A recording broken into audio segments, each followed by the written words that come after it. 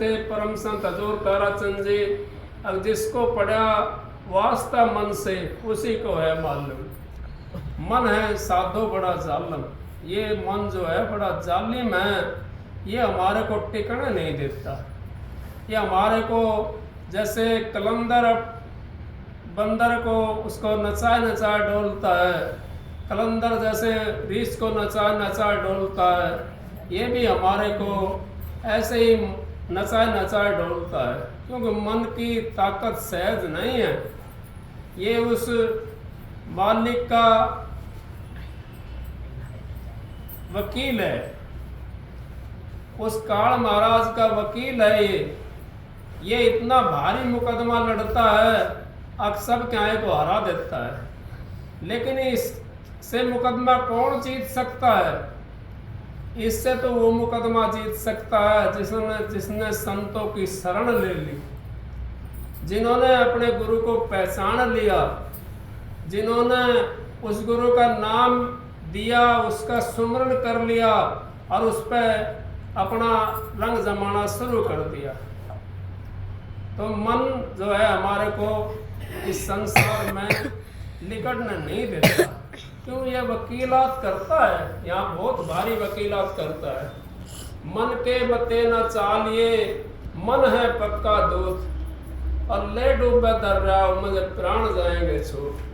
मन कहता है अगर भाई मैं तो भक्ति बाद में करूँगा, अभी नहीं, बेटे ब्याह लूँ, पोते ब्याह लूँ, तो उसके बाद में भक्ति करूँगा। मन तो भक्ति की तरफ चलता ही नहीं है। क्योंकि यूं नहीं चलता, अब इसने खुला चलने की आदत हो रही है। ये युगों से खुला चलता हुआ आ रहा है। अब इसको सतगुरु मिल गया तो थोड़ा सा इसके ऊपर बंधन लगा है। अब बंधन लगा, फिर ये मौका नहीं मिलेगा। अब आपको सतगुरु भी मिलेगा और जो है मनुष्योला भी मिलेगा। फिर आपको ये मौका नहीं मिल सकता। क्यों नहीं मिल सकता? अब ये मनुष्योला दोबारा से 184 जिया जोड़ भुगतने के बाद में ही मिलेगा। इस करके हमारे को इस मन से अपना पेंडा छुटाना चाहिए। इस मन को हमने बदल देना चाहिए। इस मन को ऐसी जगह छोड़ दो जहाँ मालिक का नाम हो और उस नाम का ही सुमरण करता रहे। बाकी इसको कोई चीज़ मत दिखाओ। अगर इसको कोई चीज़ दिखा दी हमने तो ये फिर मोटा हो जाता है, मन संसार में रह जाता है हमारे को, और नाम उस मालिक से मिलाता है। सतगुरु जो है उस मालिक से मिलाता है, और मन हमारे को संसार के अंदर घुमाए घुमाए नचाए नचाए डोलता है। जैसे बंदर को कलंदर नचाए नचाए डोलता है, जैसे रीछ को कलंदर नचाए नचाए डोलता है, ऐसे ही हमारे को भी ये मन जो है ना बड़ा जालिम है, ये टिकने नहीं देता। भाई कहता अगर भाई पहली पैड़ी नाम की माने गुरा बताई। अगर भाई ये पैड़ी जो है, ये जो नाम की पैड़ी है, ये गुरु के सिवा नहीं मिल सकती। क्योंकि नाम की पैड़ी तो सब कहते किताब में पढ़ लिया, अगर नाम का बस खाली नाम ही समझते हैं, उसका अंदर का रंग रूप नहीं देखा, उसका अंदर का भाव नहीं लिया। नाम का भाव लिया किसी ने? नहीं लिया। नाम का अगर हम भाव ले लेते, जैसे हमारा 10 इंद्रियां हैं, 5 ज्ञान इंद्रिय और 5 कर्म इंद्रिय। जो कर्म इंद्रिय होती है वो तो अपना कर्म करती है, और उसका जो ज्ञान इंद्रिय है वो बताती है उसके अंदर से अगर भाई ये फलानी चीज है। जैसे नाक है, हमारा सूंघने का काम करती है, तो नाक ने तो सूंघ लिया, लेकिन बताई कौन सी चीज? वो अंदर वाली चीज है, इसको कहते हैं ज्ञान इंद्रिय। नाम तो सब कहें और नाम न चिन्ह कोई। नाम गुरु की दात है, नाम गवावे सोए। नाम तो गुरु की दात है, गुरु की दात से नाम मिलता है। और उस नाम को जिसने समझ लिया, नाम तो एक 5 इंद्रियों की तरह है, कर्म इंद्रियों की तरह। और फिर ज्ञान इंद्रिय उस नाम के अंदर से निकालनी है हमने ज्ञान इंद्रिय। उस ज्ञान इंद्रिय के ऊपर जो जीव चल पड़ा उसका तो उद्धार होगा, और जो उस नाम के ऊपर बैठा रहेगा तो उसका उद्धार नहीं हो सकता। क्योंकि उसने तो अंदर का वो मारी भी नहीं देखा, अंदर से उसमें से खुशबू ही नहीं निकाली उसने, तो वो तो यहाँ की यहाँ रह गया। तो इस संसार के अंदर हम इस तरीके से कर्म करते हुए और आगे हमने बढ़ना है। आगे हम बढ़ेंगे तो हमारा उद्धार हो जाएगा। अब सब कहते हैं मेरा सतगुरु छोटा नहीं है, और मैं भी कहता हूँ अपना गुरु को किसी ने छोटा भी नहीं बताना चाहिए, क्योंकि फिर भी उसके अंदर से हम एक बात तो देखें जरूरी। अगर भाई एक तो पहली का मास्टर है और एक MA BA का मास्टर है, तो पहली का मास्टर MA BA किस तरह पढ़ाएगा, किस तरह कराएगा हमारी MA BA? तो हमने MA BA के पास में जाना पड़ेगा, लेकिन वो पहली का भी रहेगा, पहली का छोड़ तो नहीं सकते हम, क्योंकि पहली के मास्टर को कैसे छोड़ेंगे? वो तो हमारा गुरु के बराबर ये तो होता है, उसको कैसे छोड़ेंगे हम? तो उसने शिक्षा सिखाई, हमारा क्या खे सिखाई है, उसको नहीं छोड़ते। भाई कहने लगा, मैं चला गया था रेवाड़ी का सत्संग था, वहाँ पर चला गया, एक बहुत बुजुर्ग, मेरे ख्याल से तो होते में भी कर्नल होगा या कैप्टन होगा, मैंने उससे पूछी नहीं, तो सत्संग था वहाँ पर, कहने लगा भाई मैंने गुरु बना रखा है, उसको छोड़ना पड़ेगा क्या? मैं बोला जी आपने जो पहले पढ़े लिखे होंगे, आप मतलब चश्मा लगा रखा था, ऊपर हैट लगा रखा था, पेन भी लगा रखा था, मतलब आप पढ़े लिखे हो और आप मेरे को तो मिलिट्री पेशे से लग रहे हो। न बोला हाँ भाई पढ़ा लिखा हूँ। मगते आपने जो जितने मास्टर पढ़ाने के लिए आए कोई सा छोड़ा है? न कहना भाई, तो फिर इसको क्यों छोड़ोगे आप? आपको तो रास्ता बताने वाला मिला है, वो उसको गुरु को छोड़ना नहीं होता। उससे ऊपर अगर कोई बताने वाला मिल जाता है तो वो तो हमारे को नीचे रास्ता बताने वाला है, और ऊपर वाला का फिर ऊपर वाला, उसको कैसे छोड़ेंगे हम नीचे वाले को? ऊपर वाला मिलेगा तो हम नीचे वाले को नहीं छोड़ सकते, क्योंकि हमने तो उसने भी हमारे लिए शिक्षा तो दी है, क्या तो उसने सिखाई है हमारे लिए, तभी तो हम आगे बढ़ेंगे। इस करके हम अपने गुरु को सब बड़ा बताते हैं, बड़ा बताना भी चाहिए, और बताएंगे तो हमारा उद्धार हो जाएगा। नहीं तो अपने गुरु को विसार दिया हमने तो कैसे उद्धार होगा? नहीं हो सकता। ज्ञान की तो भाषा अलग होती है। ज्ञान को कौन समझता है? जिसने अपने घर जाना है। उस खुशबू को कौन समझता है? जिसने अपना काम करना है। उस खुशबू को कौन समझता है? जिसने 84 से बंधन से कट के जाना है, 84 को काटना है, वो समझता है इस बात को। बाकी तो सब ऐसे ही आए, अपना खा पिया मौज करियर, चलो मेरे भाई। ये मनुष्य 16 दोबारा से नहीं मिलेगा। महाराज जी परम संत हजूर ताराचंद जी हमारे को यही शिक्षा दिया करते थे, अगर भाई ये चोला जो है ना ये पुराना होने लग रहा है, इसको हाथ में जाने मत ना दो, ये बड़ा कीमती चोला है। कबीर साहब की साख भी देकर महाराज जी कहते थे, कहता हूँ कह जात हूँ काई बजाऊं ढोल, श्वासा खाली जाता है 3 लोग का मोल। हमारा एक श्वास भी जो खाली जा रहा है वो 3 लोग का मोल के बराबर है। जिसके लिए हम भागे डोलते हैं, जिस काम के लिए हम भागे डोलते हैं उसकी तो कोई कीमत नहीं है। सांस को तो हम वैसे ही बर्बाद कर देते हैं, लेकिन काम को हम नहीं छोड़ सकते। ना काम को छोड़ सकते, ना आराम को छोड़ सकते, ना किसी रिश्तेदारी के अंदर जाते हैं तो 4 दिन खराब कर देंगे वहां पर, लेकिन 2 घड़ी परमात्मा का नाम नहीं ले सकते हम बैठ करके। हमने ये सोचना चाहिए अपना जो नेम बना लिया उसमें से 10-5 मिनट कमती फालतू करके, कम से कम बैठने का टाइम ना मिले तो सुमरन का तो टाइम अपना काट लिया करो।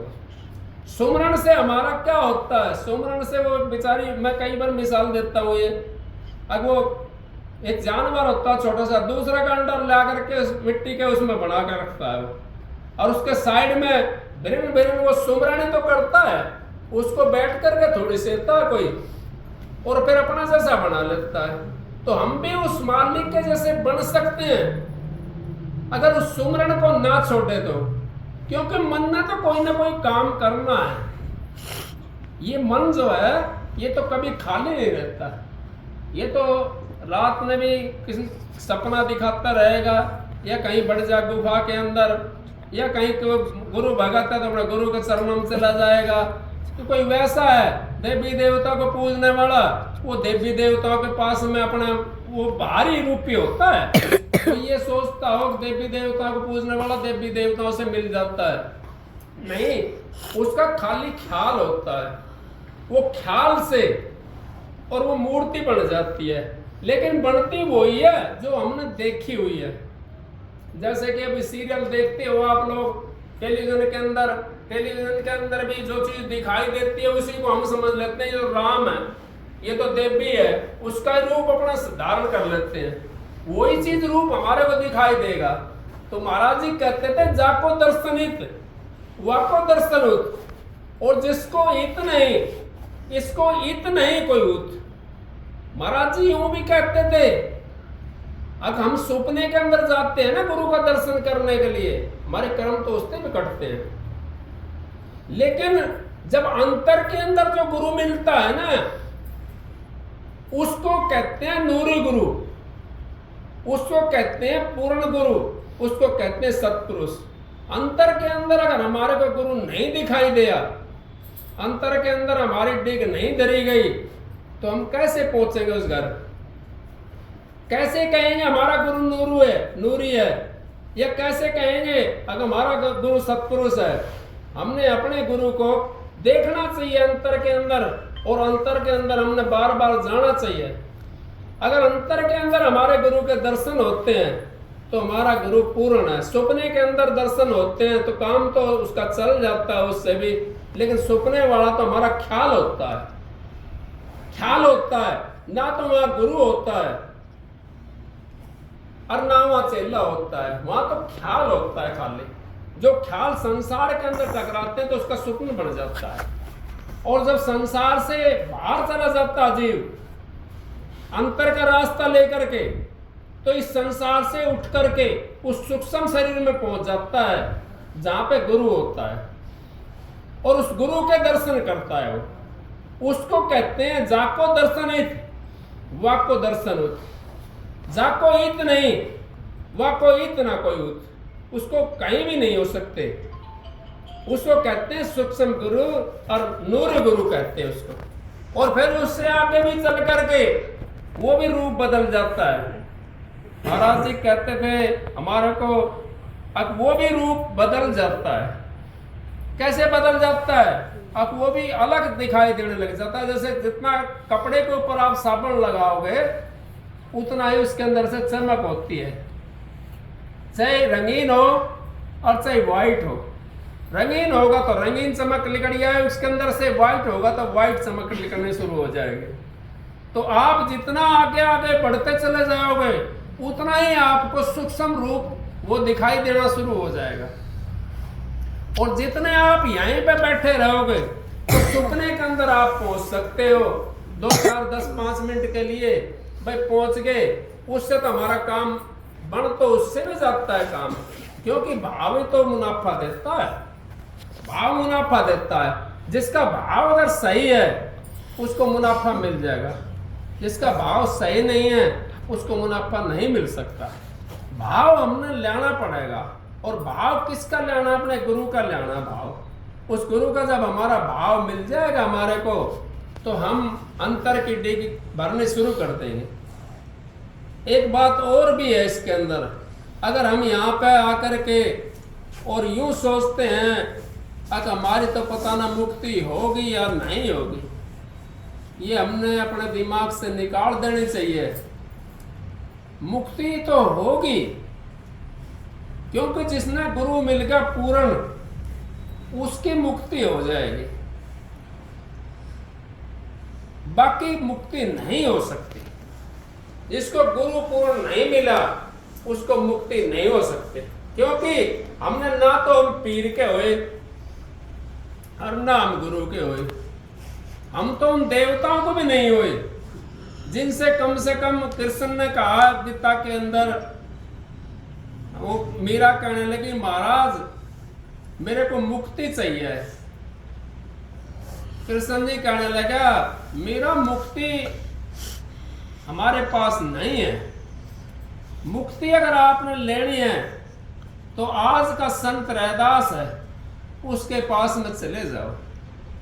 और वहां से आपको मुक्ति का रास्ता मिलेगा। तो संसार का रास्ता हमारे को देवी देवता दिखा सकते हैं और हमारा काम संसार का बना सकते हैं, ऐसी बातें नहीं बनता काम।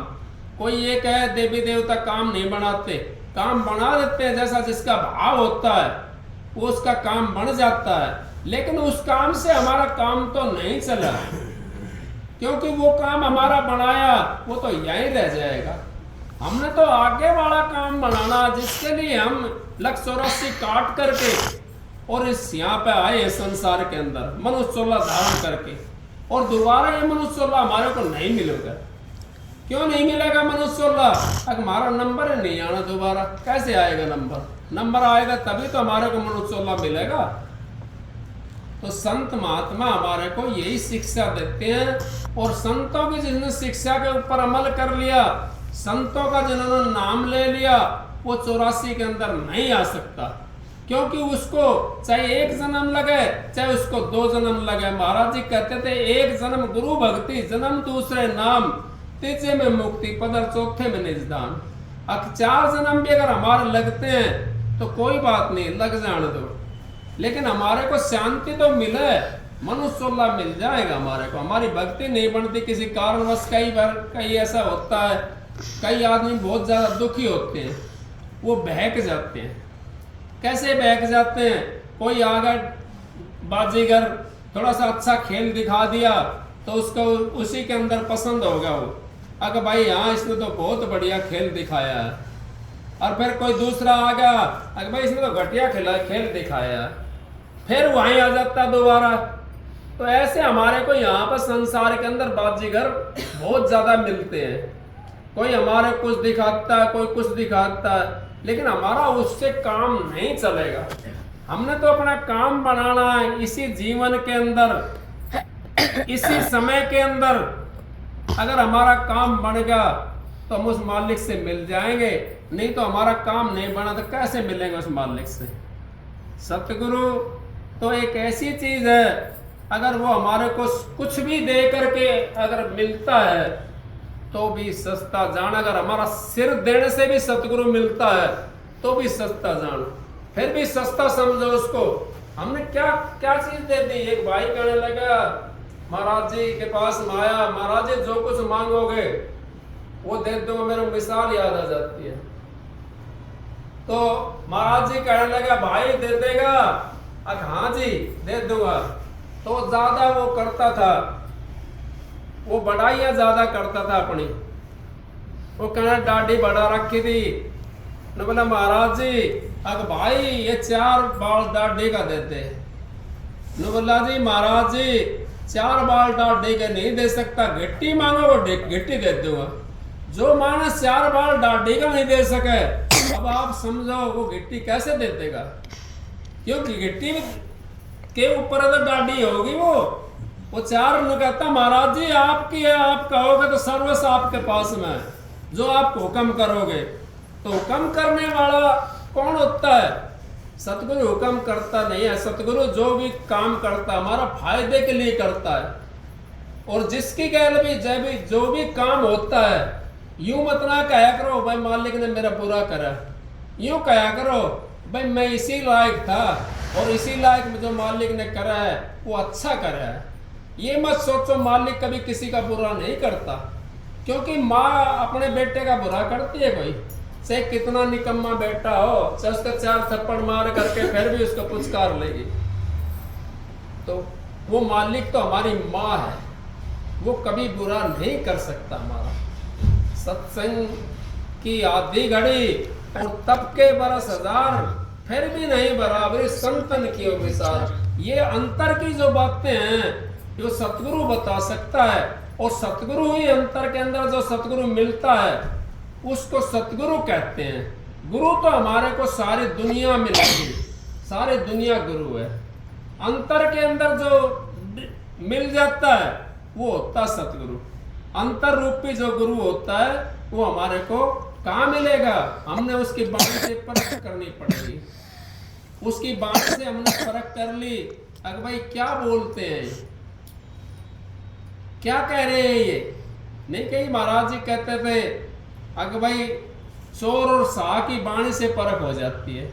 अगर वाणी चोर बोल रहा है तो उसका पता पड़ जाएगा कैसी वाणी बोल रहा है, और शाह बोल रहा है उसका पता पड़ जाएगा भाई तो ईमानदार है। इसी तरीके से हमने वाणी से परख करनी पड़ेगी, और जब वाणी के ऊपर हमारा विश्वास होगा तो फिर हम अंतर के अंदर चले जाएंगे। वाणी के ऊपर जब तक हमारा विश्वास नहीं होगा तो अंतर के अंदर भी हम डिग नहीं धर सकते, क्योंकि वाणी तो हमारे काम आती है। संतों की जो वाणी होती है, संत बोल रहे सहज हुआ, और संत का कहा मिथ्या नहीं जा। अब संत जो कहता है उसका मिथ्या नहीं जाता। संतों ने जो बात कह दी वो तो पत्थर की लकीर है। मैं तो समझ नहीं पाया था, महात्मा जी थे, मुंशी राम जी भाई मेरे तनु कहते थे, और वहां के अब भाई जाबर आ गया तो महात्मा जी कहते थे। अब मैं नहीं समझ पाया उस बात का। न बोला क्या जाबर जाबर करते हो, इस तरह जबर सिंह क्या करो। मैं कहने लगा महात्मा जी मैं तो जबर नहीं हूं, मैं तो जबर नहीं हूं। न बोला तू क्या जानता है। उनको धमका देते थे महात्मा। आप समझो वो संत क्या कहते हैं, संत की वाणी कभी मिथ्या नहीं जाती है। आप इन बातों को समझ करके देखो। महाराज जी क्या कहते थे, महाराज जी संत जब कोई भी वाणी कहते हैं उसको आपने दृढ़ करके मानना चाहिए, और उन्होंने जब दृढ़ करके मान लिया वाणी को तो वो तो आज नहीं कल वो तो उनकी बातें होनी जरूर है। क्योंकि महाराज जी इनके आए थे उदयवीर सरपंच का यहाँ गांव के अंदर सत्संग किया महाराज जी ने। मैं कहने लगा महाराज जी मेरी कुटिया के ऊपर भी शरण टेक दो। तो मतलब भाई कहाँ से है, मगर जी यहाँ नजदीक है। आप समझो महाराज जी जब आए मैं कहने लगा जी मेरे पास तो ये एक कमरा है, और वाकई में एक ही कमरा था, एक ही कमरा था। एक आके एक खटोले की जगह और थी उसके अंदर, एक ही कमरा था जिसके ऊपर महाराज जी ने बोला भाई मैं कहने लगा महाराज जी मेरा तो एक ही कमरा है ये, बोला बतेरा हो जाएगा। आज इतने कमरे हैं उनके अंदर से झाड़ू भी नहीं निकलती रोज। किसने कर दिया, उस मालिक ने कर दिया, और मेरा देखते हुए कर दिया, मेरे रहते हुए कर दिया वो काम। और कभी मैंने किसी का 5 पैसा नहीं खाया आज तक, मेरा रिकॉर्ड है ये। मैं किसी का 5 पैसा नहीं खाया गांव के अंदर गुआंढ के अंदर, और ना किसी से मैंने हेरा फेरी करी, ना किसी को धोखा दिया। ईमानदारी से काम करा है और सतगुरु के नाम के ऊपर चलता रहा हूं, और आगे मालिक रखेगा तो चलता रहूंगा, और भाई ना रखेगा तो मालिक की मौज है। राज दिवाई तो मेरी कौन बढ़ाई, और भीख मंगाई तो मेरे के घट जाए। अगर मेरा से भीख मंगवाता है तो सब उनकी दया है, और राज दिवाता है तो सब उनकी दया है, मेरा कुछ नहीं लगा हुआ। मेरे सतगुरु तो मेरे लिए आए थे यहाँ पर, क्या बता सकूं मैं उनकी वाणी को। उन्होंने तो ऐसा काम करा है अब जिसको मैं वर्णन नहीं कर सकता, क्योंकि वो तो अचूक चीज थी। वो तो रुस्तम थे, वो तो आनंद की धुन थे। उस धुन को कौन पहचानेगा, उस धुन को तो वही पहचानेगा जो उस धुन का जानकार होगा। मेरे सतगुरु ने मेरे ऊपर बड़ी दया करी, मालिक ने। अब सत्संग की देखो तारा भाई भाग बढ़िया है। यहाँ पे जो सत्संग होया है ये मालिक की मौज से होया है, और अगर आपने अभी भी फायदा नहीं उठाया जाए तो आपकी मर्जी की बात है। फायदा उठा लो। सत्संग 1 घंटे 1.5 घंटे का सत्संग होता है इतवार को, उस दिन आ जाया करो अपने। और ये इससे सत्संग से अगर किसी का नुकसान होया तो मेरे से ले जाना। सत्संग से किसी का नुकसान नहीं होता है, सत्संग से हमेशा फायदा होता है। सत्संग की आधी घड़ी और तब के बरस 1000, फिर भी नहीं बराबरी संतन के विचार। सत्संग की आधी घड़ी और तब 1000 बरस हम करते हैं, फिर भी सत्संग के बराबर नहीं होता। 1000 बरस तब कर लो, सत्संग के बराबर नहीं होता। कहां सत्संग मिलेगा? सत्पुरुषों का सत्संग नहीं मिल सकता आपको। आप चाहे कितने भी वो बन रहे हो, आप सत्संग के लिए सुनो, सत्संग के लिए जाया करो, सत्संग में आया करो। मैं ये नहीं कहता अब भाई यहाँ 10 रुपया लेकर आओ, 20 रुपया, 100 रुपया लेकर आओ, पैसे की जरूरत नहीं है। यहाँ का काम मालिक चलाता है। अपना पैसा ना हो कोई बात नहीं है, सेवा ना हो तो कोई बात नहीं है। आप शांति से सत्संग में सुनो, सत्संग सुनो आकर के यहाँ पे, तो आपको शांति मिलेगी और अपने परिवार में भी शांति आपको मिलेगी। तो सत्संग तो इतना बहुत है, महाराज जी की दया से सत्संग होता है यहाँ पे, और उनकी दया के बिना तो पत्ता भी नहीं हिल सकता। और आज भी हाजिर हैं और पहले भी हाजिर थे। और महाराज जी तो जब तक सृष्टि रहेगी, जब तक शब्द कभी जाता नहीं, शब्द तो यहीं पे, वो तो शब्द स्वरूपी राम है। वो तो चोला चोला बदलते हैं, बाकी तो बिजली तो वही है जो वहां से भागड़ा डाम से आ रही है। तो वहां से जो परमात्मा घर से जो बिजली आई है, बिजली तो है वही। अब उसमें चाहे 10 बल्ब लगा लो, चाहे 100 बल्ब लगा लो, उसके अंदर बिजली वही है, बल्ब बल्ब बदले हुए हैं। सत्संग की आधी घड़ी और तब का बरस हजार, फिर भी नहीं बराबरी संतन के विचार। राधा स्वामी। अब आपको एक सबक सुनाता हूँ। राधा स्वामी।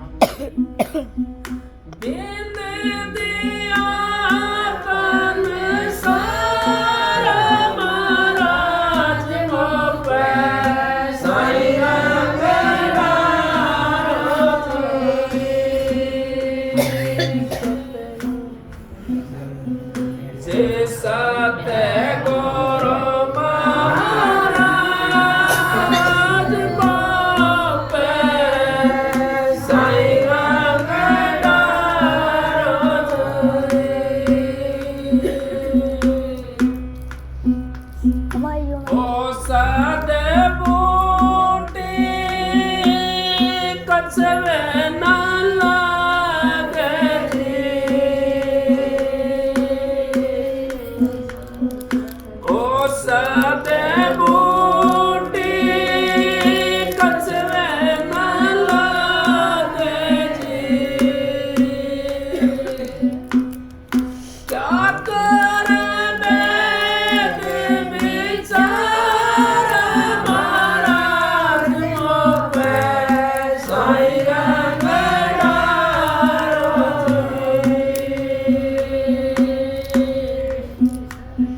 जी सत गुरु महाराज मोपे साई रंग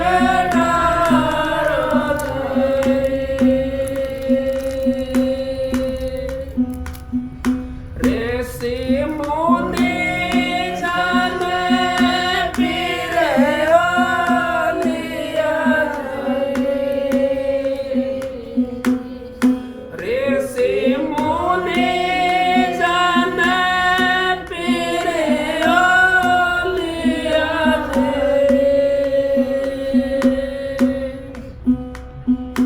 इन्हें ना पाया पार महाराज मोपे साई रंग डारो जी सत गुरु